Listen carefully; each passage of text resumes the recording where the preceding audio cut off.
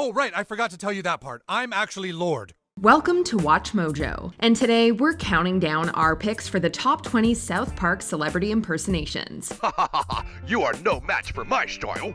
For this list, we're looking at more celebs that this hit show has satirized, poked fun at, and in some cases, just downright destroyed with its visceral sense of humor. Which celebrity send-up had you in stitches? Let us know in the comments. Number 20, Snooki. When flipping through the pages of the reality TV Book of Stars, you may not recognize the name Nicole Polizzi. Yet for fans of the Jersey Shore reality show, Snooki is a name that will ring a bell. It's one of them! That thing's from Jersey, too! What is it? It's called a Snooki. A breakout personality from the series, Snooki's antics ran the gamut, making her notoriously famous for her overly friendly personality. Don't let it get away! South Park took a jab at the entire reality show in the It's a Jersey Thing episode. Your tactics don't work on me. Snooki wants smush smush. Snooki is portrayed as a goblin-like creature that attacks any man she encounters within the town while mumbling her name and other sounds no one can understand.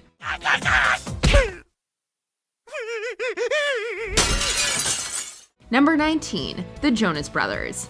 Season 13 of South Park opened with Kenny getting himself a new girlfriend. Tammy Warner. She's the only girl in school whose family is actually poorer than Kenny's. It's really kind of beautiful, if you ask me. To gain her favor, he takes her to a Jonas Brothers concert, which she is eternally excited about, providing fans of the show an extra treat. Clean my room if I'm not it, baby. Not only did it give us a chance to see Godzilla Mickey Mouse, a fabulous impersonation by the way, Oh boy, I just love flying all the way to Colorado to hear about your problem. it gave us a great send-up of the trio of singers. I love you, Joe! Until then, go back to Montreal. 'Cause I still love you, baby. Between the overuse of Bay Bay in their singing to the suggestive dances in front of the young audience, it's everything you need to know about the Disney-era Jonas Brothers. We all wear purity rings. It means we are going to be pure and not have sex until we're married. And it means we stay away from bad stuff and avoid people who swear or watch naughty TV shows. That's just how we roll. Number 18, Bono. Hello everyone, I am Bono.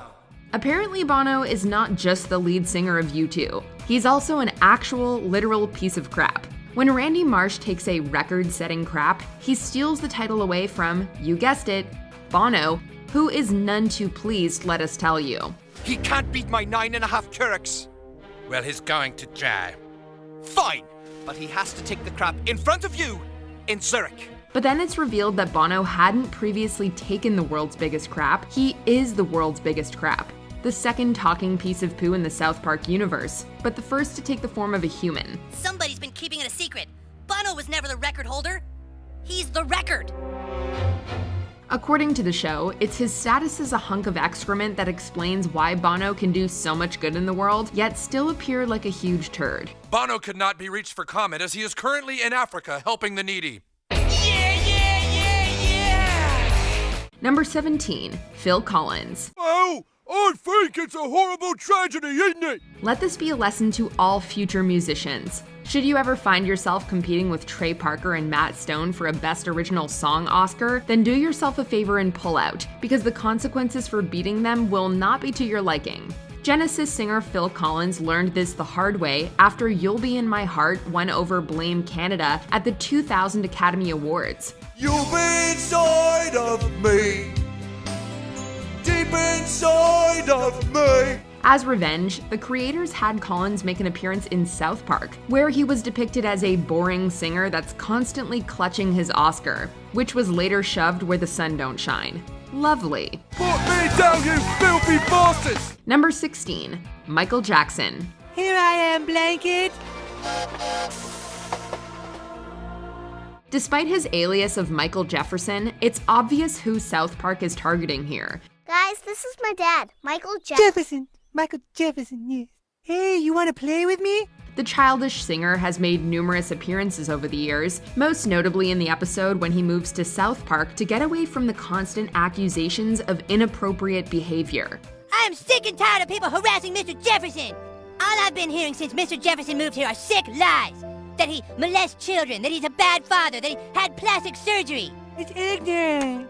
After his neglected son, Blanket, makes friends with Stan, Kyle, Kenny, and Cartman, Jackson tries to join the fun as a way of living out the childhood he missed. Would you like to ride the train with me and start a magical journey? Yes, I would. Mr. Jefferson, you're so awesome. Mr. Jefferson. Even as a ghost or a hologram, the infantile Jackson can't deal with what people say about him. So ignorant. He appears to be just a hologram, sir. No, it's ignorant. You don't understand. We have to stop them. Number 15, Jeff Bezos. He's the founder of one of the largest companies in the world. He recently used his billion-dollar fortune to take a trip to outer space. His company is even responsible for powering many of the world's websites. What if they just get others to do all the boxing for us? See how the worker begins to question his determination. With all of that fame and fortune, none of it comes close to being mocked on South Park. We know a whole bunch of people who can come work for you. Is that so? Now those fools will pay. Shown in season 22's two-parter about Amazon's fulfillment centers, Jeff Bezos is shown as a man with an extremely large head, who seems to speak telepathically. Would you like to know why Amazon is so successful? Because the customer is all that matters. Inspired by an old episode of Star Trek, it's the perfect depiction of a man who seems to have grown to be so much more than just another corporate mogul. Kenny was right about you. You're a bad guy. Oh, you mean your little socialist friend? Yes, he's starting to rattle his sword now too. Alexa, kill Kenny. Number 14, Barbara Streisand. Hey, no wonder that Barbara Streisand lady wanted it. Oh, who is that? Oh, just this really, really old lady who wishes she was still only 45. The singer has been cited as Matt Stone and Trey Parker's most hated celebrity, and she certainly gets one of the more abstract treatments of any famous person.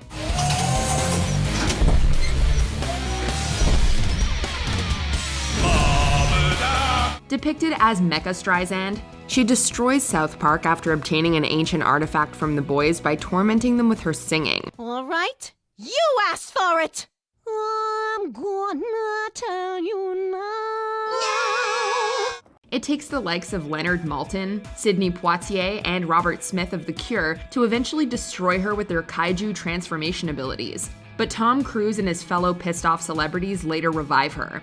Great Scott! It's Barbara Streisand! I thought Barbara Streisand had been destroyed by the Robert Smiths. This time, only a duet with Neil Diamond can mollify the gargantuan robotic musical diva. Well, that's because I loved you, girl. And I still love you now. What have you got to say? Number 13, Michael Bay. Mr. Bay, can you think of any ideas how to outwit these terrorists? It may only be a short cameo, but that's all South Park needs to discredit this director.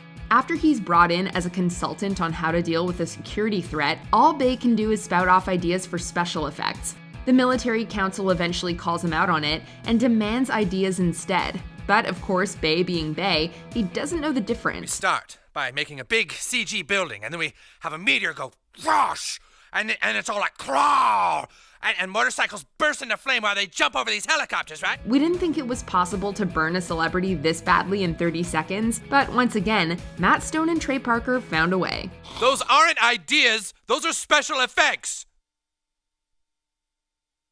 I don't understand the difference. Number 12, Al Gore. And someday, when the world is rid of Man Bear Pig, everyone will say, "Thank you, Al Gore. You're super awesome." Poor Al has done a lot of good in his career, but if that were to stop Matt Stone and Trey Parker from mocking the former vice president, what kind of satirists would they be? This is the end of you, Man Bear Pig. Depicted as unstable and almost insane when it comes to his search for the imaginary man bear pig, Gore is sometimes seen wearing a cape while running around, pretending to fly. I've killed MVP, and now I must save the world from something else. Maybe I'll make a movie starring me. Then people will take me super serial. Excelsior! Speaking in an effeminate manner, Gore is perfectly detached from reality, living in a world where an animal can be half man, half bear, and half pig all at the same time. It is a creature which roams the earth alone. It is half man, half bear, and half pig. Number 11, Cesar Millan. So tell me, what are the problems you're having with the child? Despite being just a kid, Cartman's misbehavior can at times be a force of nature that not even his mother can stop. Who else then could possibly control the boy? Why, the dog whisperer, of course. No dog is too much for me to handle. While he's well known for his work with canines, in the world of South Park, Cesar Millan turns out to be the one person able to keep Cartman in check. How? By treating him like a dog. See, once again, I am the one going for a walk. This is about me. The child is lucky enough to come along. Mom, this is degrading! God damn it! Despite the role reversal, Millan actually gets off rather easy, considering he's portrayed in a positive light. He reined in and owned Cartman at every turn. How's that for an achievement? See, this is the behavior we've been looking for. Number 10, Rob Reiner. Don't they know how dangerous it is to their health? Don't they know the hazard of secondhand smoke? He's given us The Princess Bride, Stand By Me, and a few other good flicks, which in South Park gets you portrayed as a fat, arrogant mess of a man who cares more about pushing his ideas onto people than actually following his own creed. I will end smoking in bars in Colorado. There will be no more smoking. Isn't he awesome, you guys? When the boys blame the tobacco industry for their smoking, Reiner rallies the town against it by means of creating a commercial that nearly kills the kids for the sake of realism. It's probably not the best idea to take health advice from a man full of green goo. My goo! My precious goo! Number 9, Mark Zuckerberg. No matter how you look at it, Facebook is a website that changed the world. Thanks for coming, Mr. Zuckerberg. Thank you. It is a great honor to be here, amongst all of you. We'll let you decide whether that's for the good or not, but in South Park, they certainly had their opinion. It's here we see the town up in arms over misinformation being spread on Facebook, so they invite its founder, Mark Zuckerberg, to talk about it. Facebook has become a tool for some to disrupt our country and our community. Much like his answers during the 2018 congressional hearings, his depiction in South Park is of a man who dodges questions and spouts a lot of misunderstood nonsense. Now I see you're trying to use your style over mine. Now you try to block me.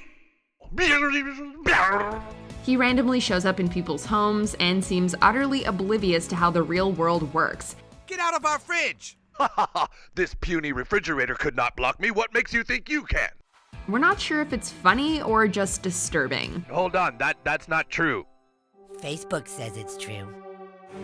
No! Number 8, Tom Cruise. So you're not the prophet, huh? You made me look stupid. I'm gonna sue you too. Well, fine. Go ahead and sue me. I will. I'll sue you in England. All aspects of Tom Cruise's controversial personality and lifestyle are heavily parodied in the classic and controversial episode Trapped in the Closet.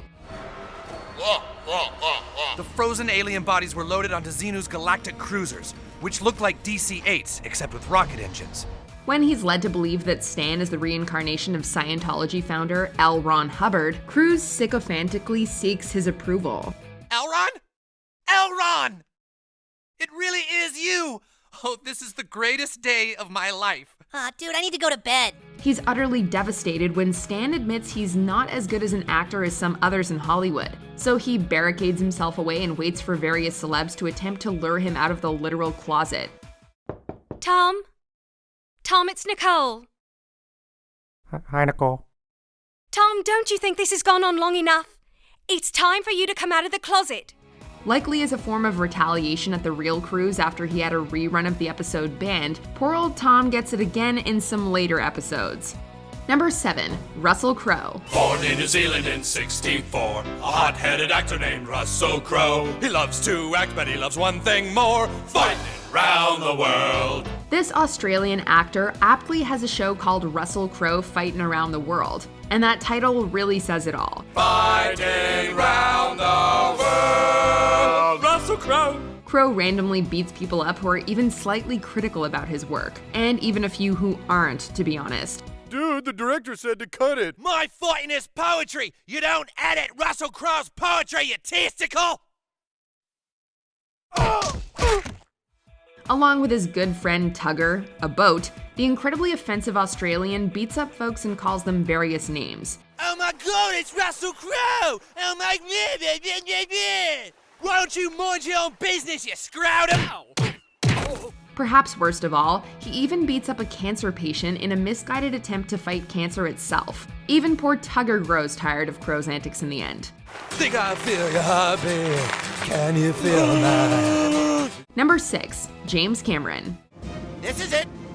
Throttle down! He's directed some of the most successful movies of all time, set a record by traveling deeper into the Mariana Trench than anyone else, and has one hell of a catchy theme song. His name is James Cameron, the bravest pioneer. No budget too steep, no sea too deep. Who's that? It's him, James Cameron. On a mission to raise the bar of humanity, which dropped to new lows after we accepted Honey Boo Boo, Cameron once again descends into the darkness of the ocean, encountering Randy Newman along the way. I've been diving in the deep and I'm feeling so cheap. While everyone else seems bored of his exploits, we can't get enough of them. Oh, and congrats on being the only Canadian in South Park who doesn't look like, well, every other Canadian. James Cameron does what James Cameron does because James Cameron is James Cameron. Number 5, Jennifer Lopez.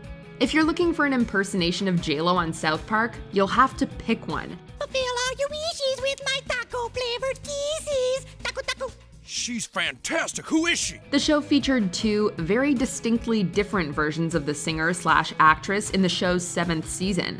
The lifelike one certainly lines up with an exaggerated incarnation of the real deal. Well, Miss Lopez, we regret to inform you that we're dropping you from the label. What? Oh, no, you didn't! But for us, it's Cartman's hand puppet of J-Lo that takes the cake. Nothing more than hair and lipstick on Cartman's thumb and forefinger, she's the real star of this episode. I've got a hunger only tacos can't stop. I know exactly what I'll order. 3 tacos, 2 tostadas, and a soda pop.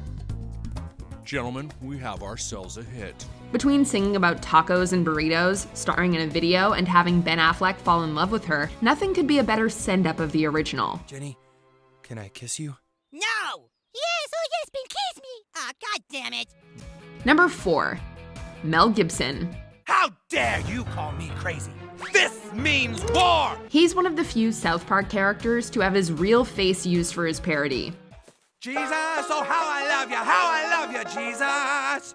When Stan and Kenny travel to Gibson's house to get their money back for the Passion of the Christ, he promptly strips down and asks the boys to inflict pain on him. Now, with the Braveheart blue face paint, Gibson chases the boys back to South Park, where he insists that the whole town beat him down. So, you boys have led me here to your secret base, huh? He's hilariously masochistic and ends this brilliant episode by, well, we can't actually show you that. Just think, this episode actually came out 2 years before Gibson's reputation went down the tubes. Our $18, your movie sucked. You can't say my movie sucked, or else you're saying Christianity sucks. Number 3, Caitlyn Jenner. I'm not going to apologize for saying Caitlyn Jenner isn't a hero. Her gender affirmation caused a media storm, so of course South Park was going to take a stab at her.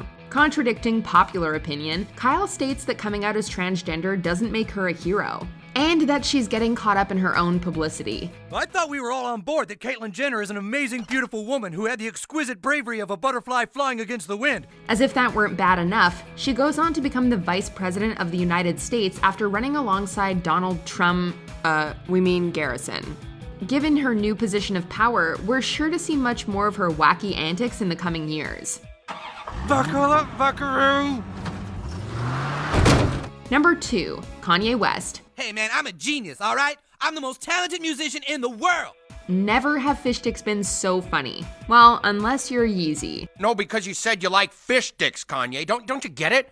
You see, fish dicks is a play on words. Apparently, Kanye is the only one who doesn't understand the childish gag, as he goes on a murderous rampage in his attempt to have the joke explained. I ain't gonna hurt you. I pay people to do that for me. Oh shit, oh no, man. He eventually sets his ego aside and accepts his life as a gay fish. Now content with his newly found sexuality, he wastes no time mingling with other seafaring creatures. I wanted to be free with other creatures like me, and now I got my wish. 'Cause I know that I'm a gay fish. However, he eventually decides to marry a hobbit. If she was here, you could all see for yourself how beautiful she is. But she can't be here because she has a movie coming out on Friday, directed by Peter Jackson, called The Hobbit. This depiction perfectly captures the rapper's egotistical nature while throwing in just enough trademark South Park randomness to make this the ultimate celebrity send-up. My girl ain't no hobbit. Please God tell me I'm not engaged to no hobbit. Before we continue, be sure to subscribe to our channel and ring the bell to get notified about our latest videos. You have the option to be notified for occasional videos or all of them. If you're on your phone, make sure you go into your settings and switch on notifications. Number 1. Lord. Lord, Lord, Lord, I am Lord. Randy Marsh is Lord. That's about the gist of it. Yet somehow, the way the show approaches the idea of Randy having a double life as the New Zealand pop star makes it work. And then finally I used the auto-tune.